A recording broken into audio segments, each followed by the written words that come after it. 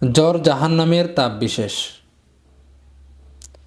আসমা বিনতে আবু বকর রাদিয়াল্লাহু আনহু বর্ণিত, তার নিকট জ্বরে আক্রান্ত কোনো মহিলাকে নিয়ে এসে তার কাছে দোয়া চাইলা। দোয়া চাওয়া হলে তিনি পানি দিয়ে তার জামার ফাঁক দিয়ে ঢেলে দিতেন। তিনি বলতেন, রাসূলুল্লাহ সাল্লাল্লাহু আলাইহি ওয়াসাল্লাম আমাদেরকে পানি দ্বারা জ্বর ঠান্ডা করার আদেশ দিয়েছেন। টিকা। আধুনিক বিজ্ঞানের মতে সকল তাপের উৎস সূর্য। বেহেশত দুজক যেহেতু বিজ্ঞানের গবেষণা বহির্ভূত, সেহেতু এ সম্পর্কে বিজ্ঞানের সাথে অবিরোধের কোনো প্রশ্নই ওঠে না। ইসলামের দৃষ্টিতে জ্বরের উৎপত্তি জাহান্নামের উত্তাপ থেকে হয়ে থাকে, কারণ জাগতিক সকল তাপের উৎস জাহান্নাম। সেখান থেকে আল্লাহর কুদরতে জগতের সকল ধরনের গরম ও উত্তাপের সৃষ্টি হয়। তাই সূর্যের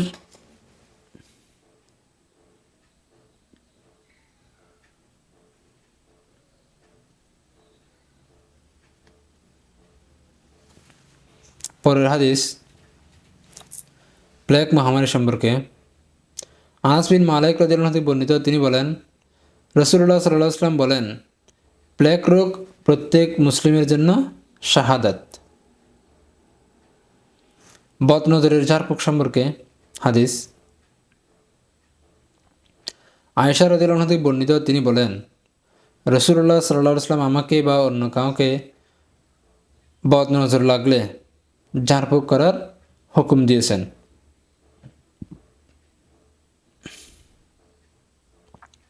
উম্মে সালমা রাদিয়াল্লাহু আনহা বর্ণিত, রাসূলুল্লাহ সাল্লাল্লাহু আলাইহি ওয়াসাল্লাম আয়েশা রাদিয়াল্লাহু আনহা বর্ণিত, তিনি বলেন, রাসূলুল্লাহ সাল্লাল্লাহু আলাইহি ওয়াসাল্লাম আমাকে বা অন্য কাউকে বদনজর লাগলে ঝাড়ফুঁক করার হুকুম দিয়েছেন।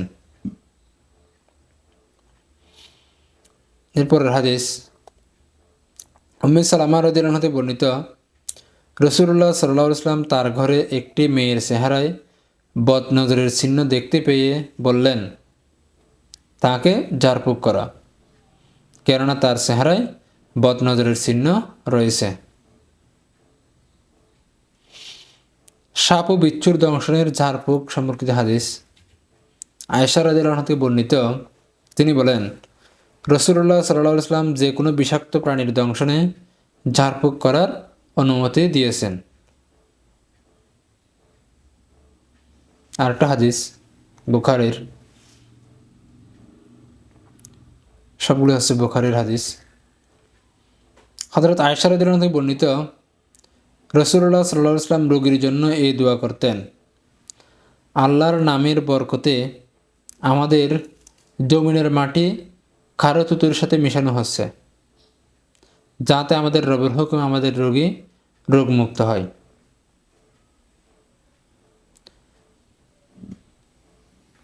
ফাল বা শুভ লক্ষণ সম্পর্কিত হাদিস।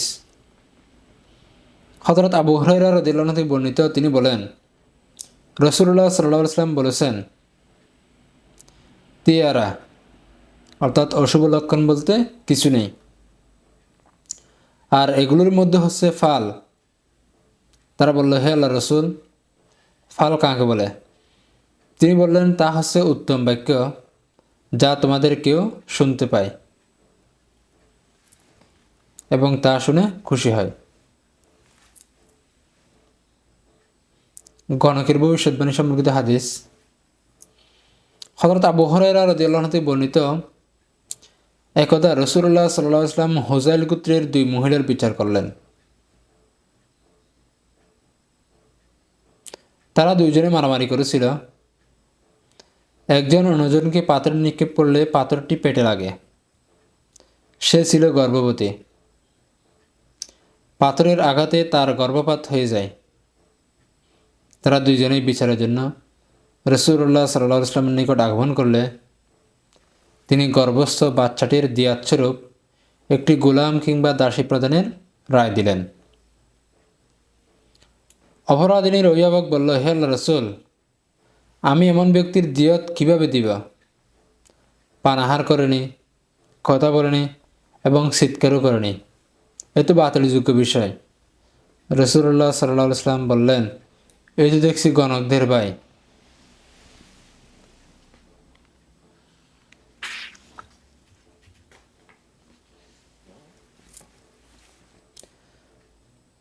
কোনো কোনো ভাষণে যাদের প্রভাব রয়েছে সম্পর্কিত হাদিস।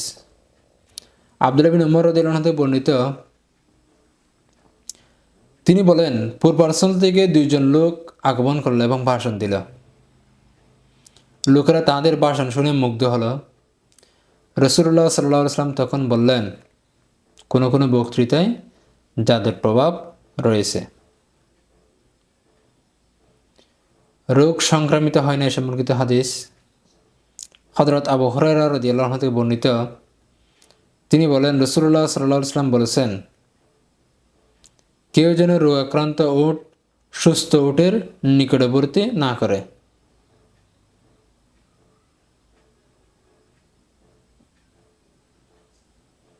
এরপরে হাদিস, বিষ পান করা এবং বিষ দ্বারা চিকিৎসা করা, ক্ষতিকর ও পবিত্র জিনিস দ্বারা চিকিৎসা করা সম্পর্কিত। হযরত আবু হুরায়রা রাদিয়াল্লাহু আনহু থেকে বর্ণিত, তিনি বলেন, রাসূলুল্লাহ সাল্লাল্লাহু আলাইহি ওয়াসাল্লাম বলেছেন, যে ব্যক্তি পাহাড়ের উপর থেকে ইচ্ছাকৃতভাবে লাফ দিয়ে পড়ে আত্মহত্যা করবে, সে জাহান্নামের আগুনে নিজেকে নিক্ষেপ করে চিরকাল তথায় অবস্থান করবে। যে ব্যক্তি বিষ পান করে আত্মহত্যা করবে, কিয়ামতের দিন সে বিষ হাতে নিয়ে তা পান করতে থাকবে এবং চিরকাল জাহান্নাম অবস্থান করবে। যে ব্যক্তি লোহার অস্ত্র দিয়ে নিজের শরীর আঘাত করে আত্মহত্যা করবে, কিয়ামতের দিন তার হাতে সেই লোহার অস্ত্রটি দেওয়া হবে। সে উক্ত অস্ত্রটি দিয়ে নিজের পেটে আঘাত করতে থাকবে এবং জাহান্নামে হবে তার জন্য চিরস্থায়ী বাসস্থান। পাত্রে মাছি পড়লে 1930 নম্বর হাদিস, বুখারীর। হযরত আবু হুরায়রা রাদিয়াল্লাহু আনহু থেকে বর্ণিত, রাসূলুল্লাহ সাল্লাল্লাহু আলাইহি ওয়াসাল্লাম বলেন, তোমাদের কারো পাত্রে মাছি পড়লে সে যেন মাছিটাকে সম্পূর্ণ তাতে ডুবিয়ে দেয়, অতঃপর তা যেন ছুঁড়ে ফেলে দেয়, কেননা তার এক ডানায় নিরাময় এবং অপর ডানায় রোগ আছে। আজকে কিছু আমরা গুরুত্বপূর্ণ হাদিস অধ্যয়ন করলাম। আল্লাহ আমাদেরকে হাদিসগুলো বুঝার এবং মানার তৌফিক দান করুক। আমিন। ওয়া মা তাওফীক ইল্লা বিল্লাহ। আসসালামু আলাইকুম ওয়া রাহমাতুল্লাহি ওয়া বারাকাতুহু।